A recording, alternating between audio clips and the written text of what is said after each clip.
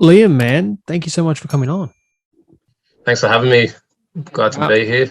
yeah, well, thanks for taking the time out of your busy schedule. Yeah, no worries.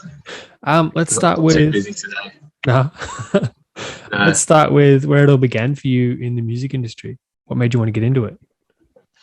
Um, I think I've always been pretty musical. Like mum's a guitar teacher. My little brother plays piano. My older brother plays guitar. I used to play the guitar and the trumpet in primary school, so like very musical family. Um, but yeah, I think I always liked dance music, just and dancing, and just had a lot of thrill from that. Yeah, in year seven, I think like Skrillex started releasing music, and like Porter Robinson, Knife Party, you like Ministry of Sound, all that sort of stuff. I started finding out about all that stuff, and from there, it really sort of like got really into it from there. So that was like um 2012, so a while ago. Yeah, Yeah, nothing like a trip down memory lane with all those names, like CD I know. compilation. Just like wow. Yeah, and then UKF as well. I always loved UKF. Um, but yeah, I was really into dubstep. That was what started it off for me, and then I got heaps into like house and like more like radio house and Hmm. um like Tomorrowland kind of stuff, or like Big Room and all that, when that was like a big thing. Yeah, my sort of different styles changed over the years, kind of thing. But yeah, it all kind of really kicked off around 2012. Yeah. And how'd you go from guitar and trumpet to wanting to be like a producer in the music, like in the dance Um. music industry?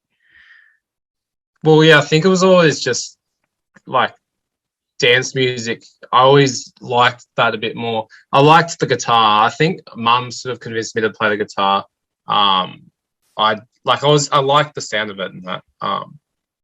Same with the trumpet. I thought it just looked like a cool instrument and just be a part of like the school band and that was like fun. But like I wasn't always heaps into it. I think I just did it just for like, yeah, just a bit of fun at school. Yeah. But I always knew I had like a bit of a liking just for just dance music.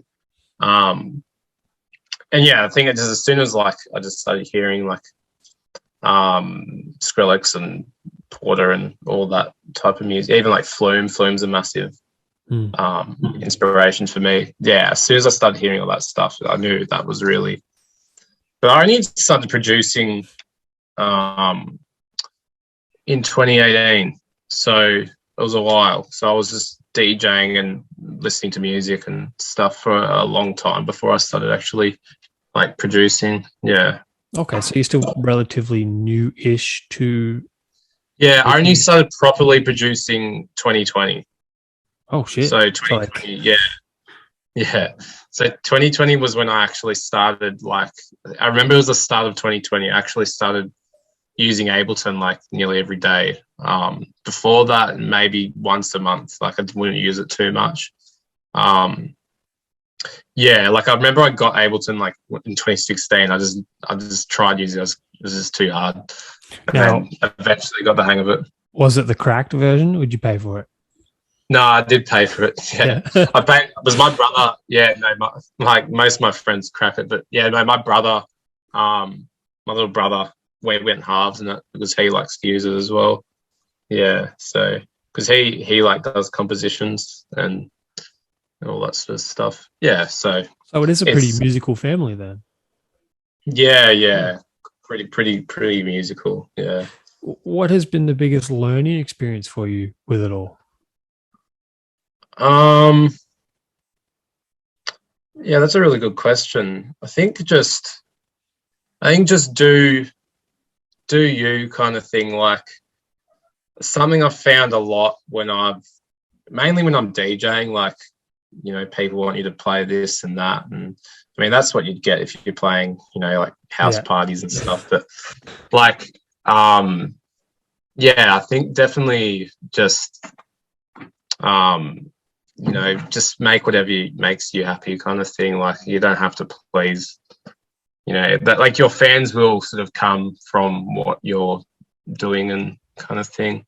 Yeah. So just be yourself. Because like my music is it's like it's drum and bass, but it's not really. It's like different to the sort of standard drum and bass. It's like I don't know. I feel like it's a bit different. Sometimes I have my doubts a bit. Like it's just a bit. How do you say it? Like just different and not like the standard thing, and people won't really be into that. And I have to make stuff that is like real mainstream and everyone gets into it. But then I thought, industry standard, yeah. But I just think, like I'm just doing it because it's just how I like it, and that's all that matters, really. Well, given the fact that you've been doing it, or like actually going hard at it since 2020, how did it feel seeing your Flume remix hit 10K plays? Yeah, that was just random because it was on like 2,000 plays until last month, and then for some reason it just started getting like 400 plays a day. So I was like, I don't know how that happened, but I'm stoked on that. Like, like I think it's a pretty good remix, and I'm pretty stoked on it. I think my Trippy Red remix is it's going to hit 10K plays soon as well. So that, I found the remixes go a lot better than singles. Yeah, because people know it, and I guess it's easy to build from. Yeah, 100%. And I love doing remixes. It's heaps of fun. It's actually a lot easier because you have the sort of theme already laid out. Like you don't have to create everything. But yeah, it's a lot of fun doing remixes. But yeah, I'm super stoked. It's hit 10K. That's the first song I think that's hit 10K for me. You've got to move those numbers now over to Spotify. I know. Spotify's so hard to I don't get many players on there, but I'm trying to do playlists and pitch my tunes to Spotify playlists and that. I've been trying to do that lately, but yeah, it's hard. Yeah. As you said, having such a unique-ish sound, and it's hard to pitch to traditional playlists. Yeah. So I think there's just a lot of drum and bass music that's a lot just based on the constant sort of just drops and rhythm kind of thing, where mine's a lot more melodic, and it's kind of like a cinematic experience. That's because I'm super into movie themes, and that's sort of where that comes from. There's not much of it, but I think that's something that's people are starting to do. I'm finding a lot of artists now that are really making really interesting intros and a lot more cinematic and stuff like that. But yeah, I think I just have to keep on just putting out music and get a fan base off that. They say Rome wasn't built in a day. That's my favorite quote. I know. I agree with you. It's just takes time. Yeah. And COVID doesn't help. No one can see you live. No one can No, COVID's been an absolute nightmare. No, I'm not a fan of it at all. Yeah. Speaking of making music from scratch, how is your Spooky Rollers EP coming along? I noticed you've dropped a single. Yeah, so that's all out now. That came that's all that was released every Sunday in October, so got released all together on Halloween. So that was kind of a plan to do that. Yeah, it's going pretty good. Two of the tracks have got 1,000 plays, so I'm pretty happy with that. The other two are going all right. That sort of style I'm sort of fading out of, but I had those tracks made April last year. They're pretty old songs. And I did fix them up a fair bit. The originals from last year sound quite different to now. But I was sort of just keen to put them out because I think my style is changing a bit, and I wanted to kind of just get them out before my style completely changed kind of thing. But yeah, no, I'm really happy with them. I'm keen to start, like, I haven't actually played those tunes like live because I haven't had any shows, so I'm heaps keen to sort of play them at clubs and club gigs and parties and stuff like that. So yeah, no, it would be pretty exciting. What was it like creating a whole EP? Like, you're going from like singles, remixes, but then but you have been sitting on them for a while, which is kind of good to put out. Like, most people just sit on their music for that long and then they just scrap it. Yeah. Well, that was the whole idea of it. All those songs were just already there.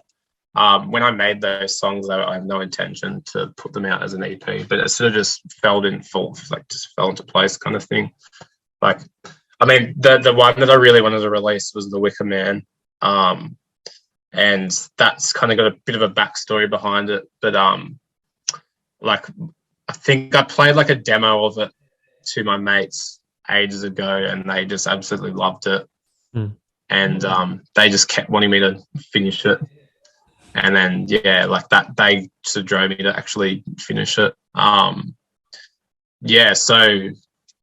I think that was the main one. But then I saw, I've got all these other ones here. I might just put them out as well because, like, they're pretty cool as well. Yeah. And because you've been doing it for a while, but also such a little time, have you ever felt like just giving up and just doing your 9 to 5? Yeah, I mean, I do get sick of the music sometimes. Like, I'd have to take a break sometimes. Yeah, because you can't just listen to it constantly. There is times. I mean, there's times where I just can't make music at all. Like, I just try to, and I just can't. Like, it's just, And then there's other times where I'm not even intending to make anything, and then, like, all of a sudden I've just made like some really cool tune kind of thing. But I don't know. I don't think I've ever really given up. Like, I think, I have got a lot of drive. I've just really like music, so I think it always just keeps me going kind of thing. Yeah. There's times where I have a break, but it's not because I've given up. It's sort of just to have a break kind of thing. Yeah. How do you get through writer's block? So I'm not a producer, and I have a lot of producer mates who go, I just can't write anything. But how do you get over it? It's a good question because, like, I feel like to get over writer's block, you have to just do something completely different. So, like, if I'm trying to make music and I just can't, then I just go, all right, let's do something. I'll go for a bushwalk or do something just different. There's times where I honestly, like, just don't make music for a whole month, and I just think, well, because I just can't. And it always happens. You always get a day where you just make something. It just always happens. You never know when it's going to happen, but it just does. And that's sort of what's happened with me. Another thing that I think helps with writer's block is just, if you can't make a tune, just make a remix, because you already have the idea there and you can easily manipulate it and make it your own kind of thing. That's something I've done a fair bit. Like, not even a remix, like, even just like get a movie theme in and, like, just play around with it, do something like that. That's what I do, kind of thing. Yeah. And why Ableton? Just out of curiosity. It's just very clean. I just like it. Yeah, it's simple, it's clean, it's really effective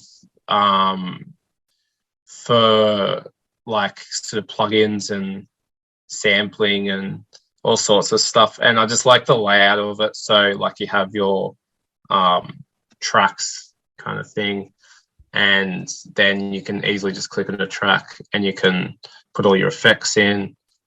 And, like, automation, something I'm not. Do you know what automation is? It's sort of. It's basically just turning effects on and off on a certain track, and you can do that really easily through Ableton. So, like, you'd have a reverb turn off at a certain point and turn back on again. I like doing that a lot in my tracks. I've got a friend who uses FL, and I, like, try to like he was just learning, and I was trying to work out like how to automate, and it's just confusing as like it just seems a lot more tricky. So no, I do like Ableton. It's just really easy to use once you get your head around it. Because I've looked at like FL, Logic, and Ableton. Ableton is the most confusing to me. Like I've looked at it and I'm like, what the fuck is this? Well, no, FL does look easier because there's those little like the boxes where you click and you turn them on. It does look easier, but the complete layout, when you're trying to put effects in it, I just find it a lot more trickier. But then again, I haven't used FL that much at all. Like, so it might actually be easier. I think Ableton's also like the standard. I think like most people use it, but that doesn't matter if you still want to use FL. Like they're both really effective, like workstations. But yeah. And where do you see the scene going in 5 years? Because we've gone through a big wave of like, I feel like techno, tech house, and now we're slowly moving into drum and bass. Where do you see it going from there? Do you mean the scene in Sydney or? Yeah, we'll say Australia.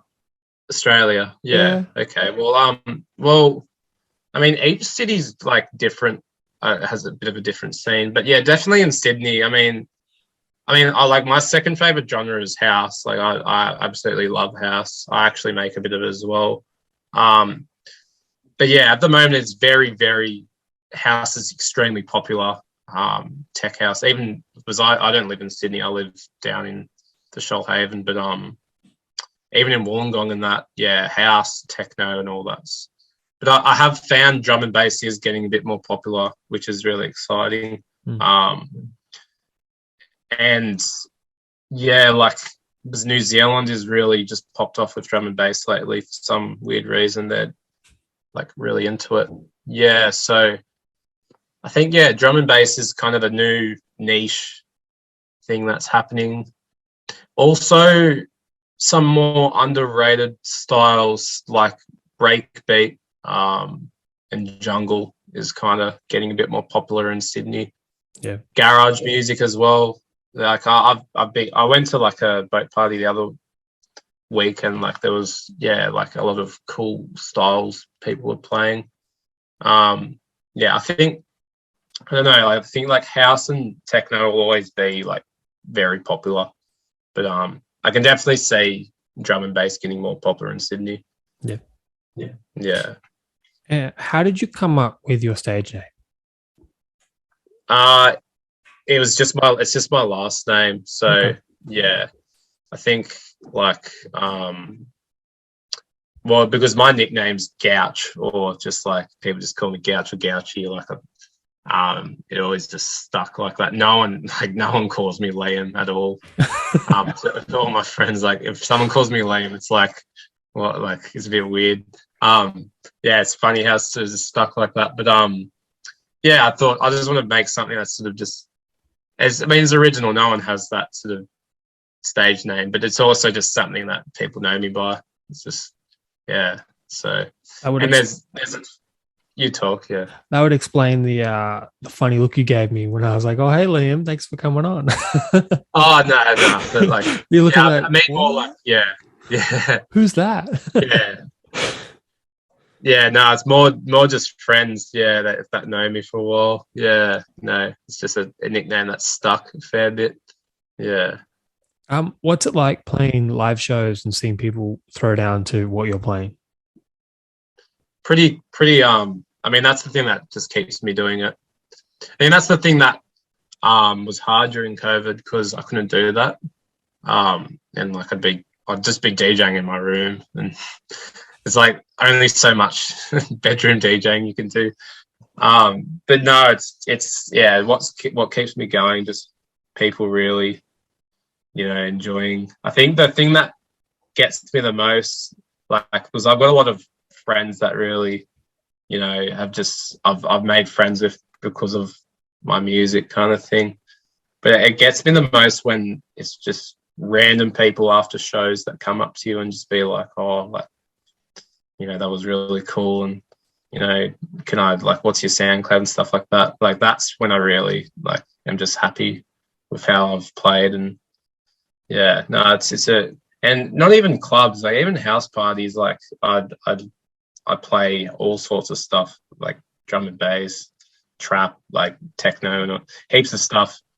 And even that's like just a thrill, you know, like it's just good fun. Yeah, no, I'm heaps keen to. I've got a lot of, like, house parties are coming back in December, so keen for all that. And club shows should be coming back soon as well. Yeah. Out of everything, you know, it's kind of good to see people dancing to your music, like even your own originals and or what you are playing. And I guess it would give you that motivation. But how did you get through COVID, and what did you do to survive other than bedroom DJ? I mean, I don't think I got through COVID. Like, it was a bit of a nightmare. But I think I think the thing that got me through COVID was music and just listening to music. I listened to a lot of music, just dancing in my room, you know, like, and just, I mean, I was pretty down for most of COVID just because, like, I didn't have much to do. But yeah, like, I think that's what got me through mainly, just music in general. Another thing that got me through is just getting out of the house as well, going for walks, playing sport. Because, like, my job was online for all of COVID, so yeah, like, I was always at home kind of thing. Yeah. Yeah, you seen the same four walls all day, every day. Yeah, no, it got to me. Yeah. I'm glad to be going out and about now. Yeah. What's it like being an independent artist in such a saturated field of work? Yeah, I mean, like, it's a bit tricky. I think, like, I have a manager, but he's like just my mate. Like, it's pretty informal. But he does help me a lot with a lot of things. But yeah, it's actually really hard for me, I think, because drum and bass isn't that big around here. Like, and the drum and bass scene in Sydney is really cool, but there's a lot of real diehard, sort of, you call them junglists, like people who just have been into it for ages. That, like, they've like, the scene's already been there for so long. It's like me just coming along, just hey guys, out of the blue. Hey guys, yeah. So yeah, like, the thing I've been trying to do a lot is to just show my face, go to heaps of shows, just meet people. I feel like that's the best way to network. Is just actually go. Like, I used to sort of message promoters and stuff, but I just don't bother now because half the time they don't reply. I mean, and that's fair enough.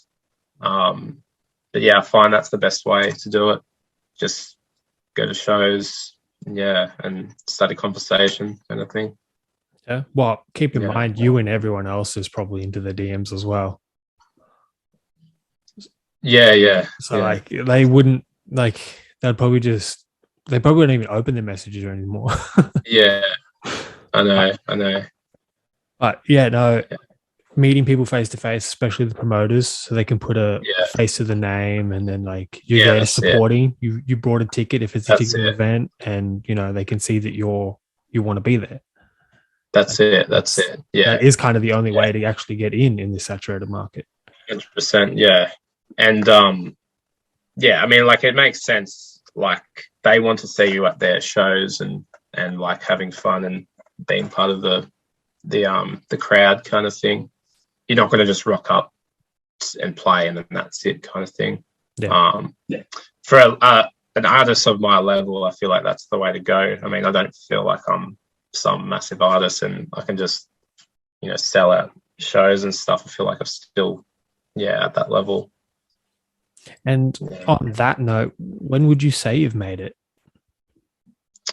Yeah, that's a pretty good question. Well, I feel like I already have made it, kinda, because I have done a lot of really exciting things. Like, I played at the Ivy and supported Netski and K9, like that was huge. and yeah, like a few like my few of my songs are getting really good plays. And also sort of I do have a fan base, like down where I live. There's just a lot of people know me just from house parties and stuff. Like that feels really good to know that yeah, a lot of people will come to watch me and that. But yeah, I feel like, I mean, I do have a few like actual main goals kind of thing that I want to achieve, and that's when I feel like I would sort of make it kind of thing. Yeah. Like I really want to play at a Triple J festival for some weird reason. I don't even know why. I just feel like Groove in the Mill or Splendor or something like that's like that would be insane. Yeah, get like my music played on Triple J and stuff like that. I like Triple J, but it's like way too alternative sometimes. But yeah. I can see them playing more electronic stuff, so I've got a bit of hope for it. But yeah, that's a main goal. Also, just to play, yeah, like to play New Zealand or UK or something like that. That would be pretty insane. Yeah.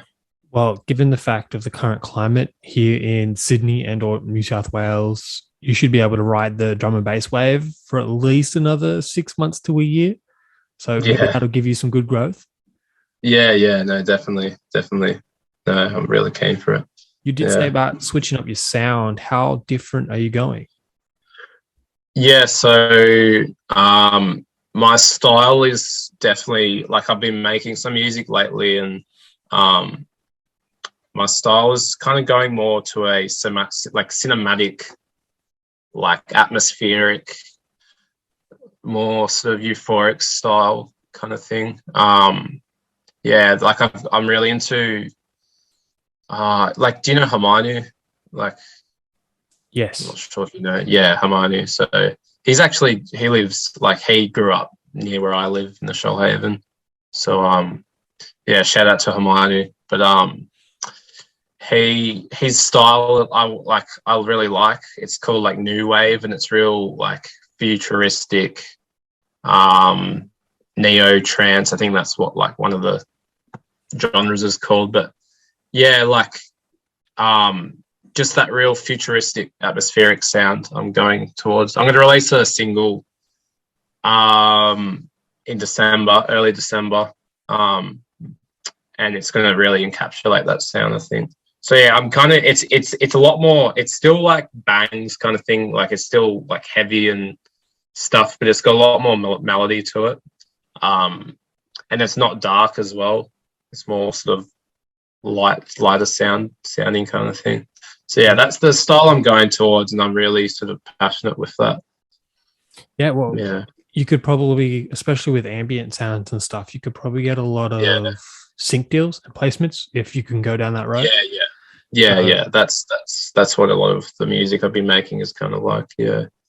Because that type of stuff is where the money is. Because streams on Spotify ain't shit. Yeah. Like, no, I agree with you. Yeah. Where do you think the most money comes from? Just out of curiosity, like being such a small independent artist, up and coming. Like, what is your take on? Like, well, I've always heard people most performers make most money at their gigs rather than their music. And that kind of makes sense because if you think about it, like you could release a song on a record label, like even like some massive drum and bass artists I know, like I don't know, but like I know of, like you see their streams on Spotify and stuff, and they get like a fair few plays, like 200,000 plays or something. But that's like I don't even know. That's like I think like $5,000, not even that. Yeah. Revenue. And then at a show, they'd be making a fair bit of money, I reckon. Like just for a sold out, like you think of a sold out show with maybe like 600 people going, and then there's drinks and all sorts of stuff. I think they'd be making a lot more money on that, and they're doing a lot of them. So yeah, I think that's where most of the money is, shows. Yeah. You would have to be 100% right, because as like Yeah. Spotify pays 0.0000015 cents Yeah. per play, like per stream. Yeah. That's Per stream. like the Nothing. minimum. Yeah. Like, Yeah. but at a show, you Yeah. could get booked for like $2,000 if you're big enough. So, Oh yeah. Oh yeah. And two grand. Yeah. No, like is the min, I think. Yeah. For some fairly big artists. Yeah. yeah. And then So you get a couple of those in your belt, you got like $10,000 in a week. that's it. That's it. And there's also, I mean, there's another thing where people get money from is sponsors. Like, yeah, there's a fair few artists that get sponsored and stuff like that. Gentlemen's Club, sponsored by Man. I forgot what it's called, the Manscaping Oh yeah. brand. So they get like a fair bit of money from that. I'd say so. Like they advertise the crap out of that. So yeah, like I think sponsoring is another probably good thing to do. Yeah. Yeah. Well, that leads me to my sponsor. No, I'm just kidding. I don't have any sponsors. What are you doing when you're not making music? What do you do on your day to day? We're not being. Yeah. I'm going to butcher it. When you're not being Gowchii. Gowchii. There it is. I told you I'd butcher it. That's all right. I'm actually I actually about to finish my uni course, so I'm doing mathematics teaching. So it's a bit of a different thing, but yeah, no, I work at a school. I've really enjoyed that. I work there 2 to 3 days a week. I mean, I wasn't working there at all during COVID, so that was a bit of a nightmare. But yeah, I really, that's like my other passion, just mathematics and teaching students and all that stuff. But just hobbies, I like playing tennis and going for walks. Really like doing that. Spending time with family and friends. Yeah, I think it's good to do other stuff, not just focus purely on music, because I feel like you just lose it. Like, you know, like you just, yeah, like I feel like it's just, yeah, you kind of got to split it up a bit. Yeah, that same kick sample over Yeah. and over and over again would drive me crazy. Yeah.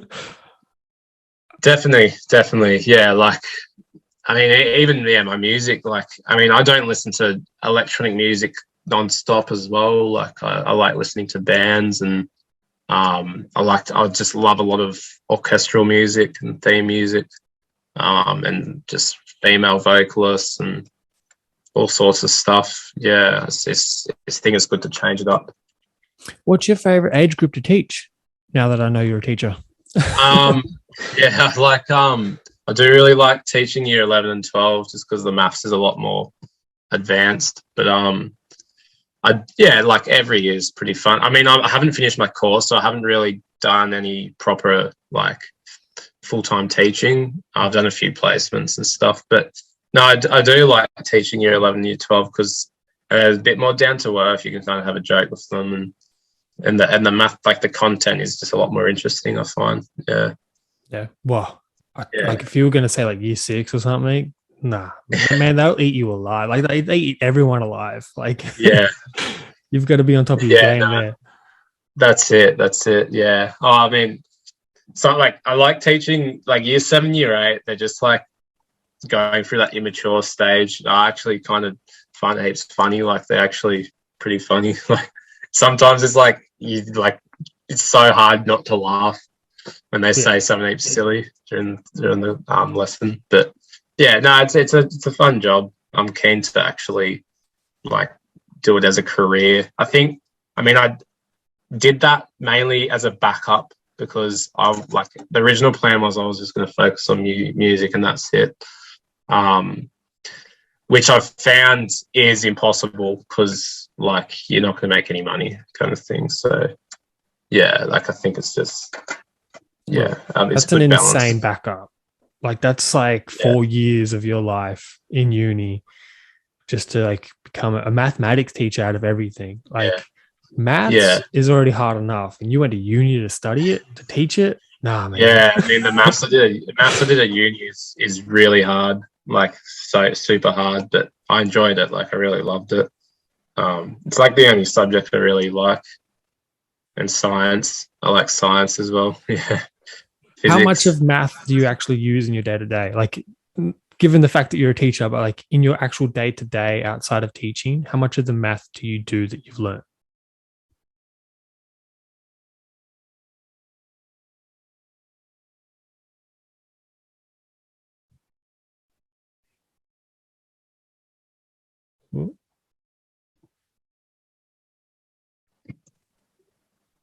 Oh man, there you go. You're back. You're back? Yeah. Yeah, I think it just froze a bit. That's all right. Yeah, what was we were talking about? Yeah, like maths, in your day to day, how much math do you like? The mathematics you've learned in uni, how much of that do you use in your day to day? Like, is there anything anything you just walk away with and go, I can do that? Well, I mean, I do it more just because it's interesting and like it really, like I've studied subjects that they're applied to black holes and like the physics behind it, and I just find it extremely interesting. I think just the problem solving, like I think I'm probably a better problem solver. That's happened through because maths is just all about problem solving. There's a fair bit of maths in like producing as well, like just music theory. Yeah, I mean, I don't really know much music theory. That's something I want to sort of learn a bit more about. But yeah, no, I mean, you definitely need maths if you're going to be, like an engineer or a tradie or something that involves it. But you still like, it's just, for me, it's more just an interest rather than anything else. Yeah. Hypothetically speaking, if your music career blew up, like I know it's a backup, but you said you want to pursue teaching also, would you then just drop it as it is right now, half finished uni, and then pursue music? Or would you finish uni and then potentially lose that music? Well, because I've got a half year to go after this year. So I haven't got too much longer. But yeah, I want to try and finish this uni course, but if I went like really well with music, all of a sudden, I probably would drop it, and just defer it for a bit. I mean, that's the main goal, just to.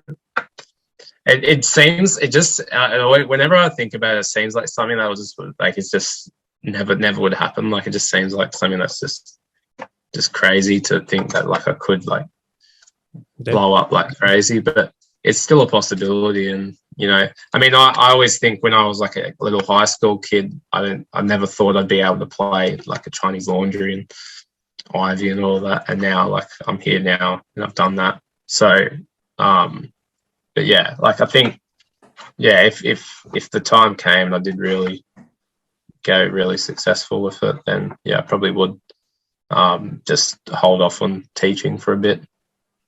Well, the music industry is kind of like, it's very cutthroat, but it's very who you know and right time, right place type thing. Yeah. So, no, definitely. Who knows? Your song could be picked up by Triple J and then heard by thousands and millions of people around Australia and the globe. I think they stream around the globe, and then you just blow up off that. Yeah, I know. Yeah, it's. Yeah, I mean, I put my songs onto Triple J Unearthed, and they actually got reviewed by 2 of the presenters for Unearthed, which was really exciting. So you're already doing better than most people. Most people are still sitting on their music. You've got to be in it to win it. Yeah, and that's what I find. Like, I just like releasing, just being consistent with it. I feel like it's good. Like, I mean, each their own. Like, some people might like to just hold off for ages and release hardly anything, which is fair enough. But I feel like for my level, it's the way to go, just to keep putting out stuff. Yeah. I've got a list of 4 questions I asked everyone. You said you've listened to the show before, so you should be pretty aware of these. What's your favorite food, man? It's always a good one. Always gets people. I've got a lot of favorite foods. I really love KFC. Yeah, that's just like guilty pleasure. I really, really like sushi. Yeah, I like having that. Spaghetti bolognese is also another really. Yeah, I'm not that picky, I think. No. But yeah, I think sushi and maybe KFC is probably my favorite. But we can't be friends if you like sushi. Right, yeah. Nah, heaps of people hate it, yeah. Like, I just don't see so what the hype is. I don't know, something about it. Hmm. You're just going to the wrong place. Yeah. You need to go to Sushi Train or something. I feel like that's like the McDonald's of the sushi world. Yeah. Yeah, no, it's like the most popular kind of thing. Yeah. But it's expensive. Like I can go, I think I went there one time and accidentally spent like $60 or something. but it's just I like sushi because it's like there's so many different flavors. Like it's just always a new experience. And there's all weird things like you could have like eel with like just there's you never would have tasted eel before, but yeah, I just reckon it's yummy. Yeah. Well, it's easy healthy. to rack up $60 considering they're just plates, and then you grab a plate, and then you just grab another one. You grab another one. Yeah. Stacks like this high. I know, and it isn't that like they're little things, so you can eat a lot of them. Yeah. Netflix or Disney Plus? Disney Plus. Yeah. Yeah. I think I'm a massive like Pixar's like my favorite like movie brand ever. Like some of the Pixar movies are like my favorite movies ever, kind of thing.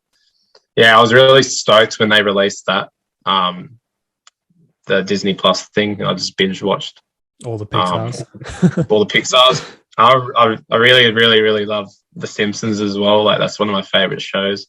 So that was just really good to watch The Simpsons. Like just binge that. And Family Guy. I love Family Guy, so I watch a lot of that on Disney Plus. Yeah. Look, I don't know how you feel about I feel like it's a new approach on The Simpsons since they've been picked up by Disney. Like they've put more musicals in there. And I don't really like musicals. Yeah, no. I don't like musicals, but there is. I think more so just because I mean even Disney movies. Like I love a lot of Disney movies. Like I grew up with a lot of Disney movies. I think that's what they're probably rather that than Netflix. I have Netflix as well. I've got like every streaming thing on my phone, like Stan and Amazon and all that. But I do like Netflix as well. There's some shows I really like on there, like just like Stranger Things and Afterlife and all that. But I think I prefer Disney. Yeah. Favorite Pixar movie? Go. Soul. It's the newest one. Okay. Yeah. Closely followed by Finding Nemo, probably. Yeah, that's classic. I think Finding Nemo is just a classic. Yeah. There's actually like one of my actually a fair few of my songs are just based like they're from the themes of Pixar movies. So Blue is from Finding Dory. Nemo's from Finding Nemo, and then I have another song. I think I got a remix, and it's a remix of one of the theme songs from Soul. So like, I just really love the Pixar music. Yeah. Well, you like it so much you put it into your work. So literally, yeah. No, that's it. Yeah. PlayStation or Xbox? That's a good one. I don't really play both. I mean, I have a PlayStation 3, which has been sitting there for years. That'll be dusty by now. Yeah. I still play it now and then. My brother has an Xbox. I play on that a bit. I don't know. I used to be a massive PC gamer for like all of high school. Play the PC heaps. I never really was into PlayStation or Xbox. It was kind of just like PC. PC. So, PC superior. Yeah. We know. Yeah, it is.